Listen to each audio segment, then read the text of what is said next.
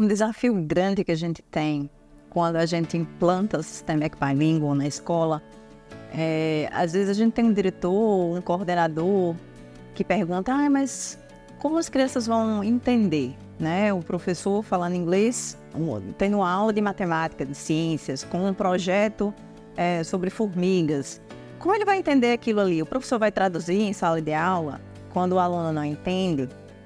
E é bem uma visão ainda de uma aula de inglês antiga, né? Que a gente não tinha contexto, que a gente tinha um script pronto de um livro.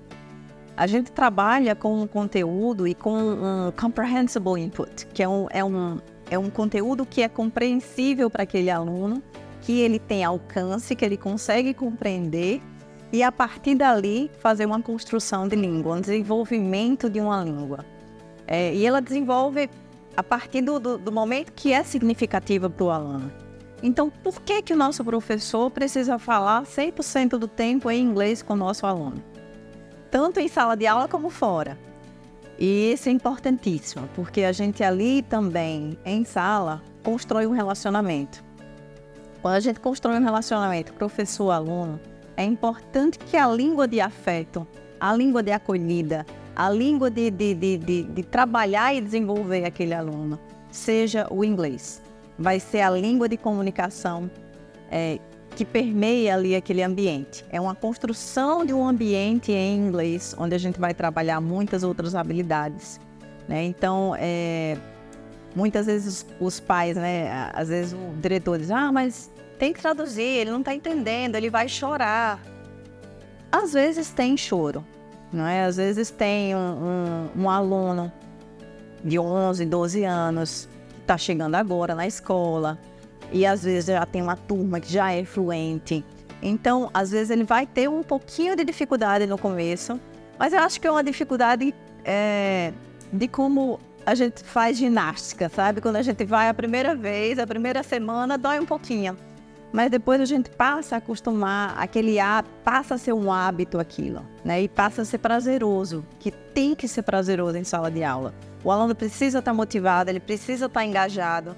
E a língua ali de engajamento e de construção é o inglês, né? Então, o inglês é a nossa ferramenta para que a gente desenvolva muito mais naquele aluno.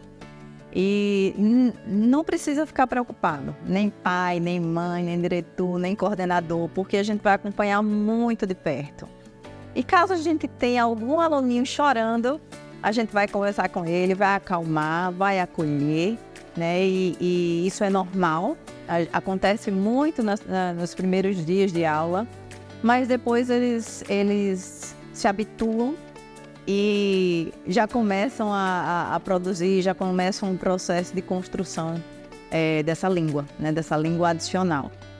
Eu acho que é um momento muito rico para o aluno ter a possibilidade de construir uma língua através de uma educação bilíngue de verdade, né? Então, para quem quiser pesquisar e aprofundar um pouco mais, que é uma pesquisadora que se chama Ellen Bialystok.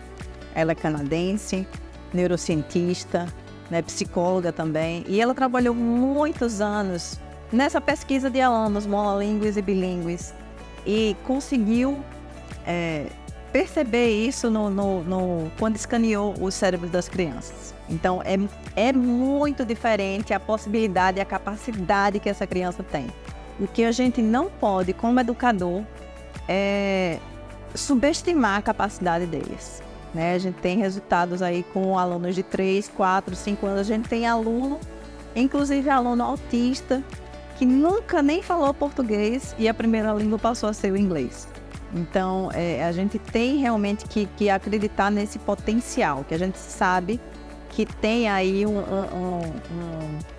cérebro ali pronto para aprender, né? Estimulado. E a gente tem aí um professor que vai pensar em estratégias para acolher e trazer esse aluno para perto. Então, não se preocupe que a gente vai trabalhar esse aluno em sala de aula, ele vai ser acolhido e ele vai conseguir produzir.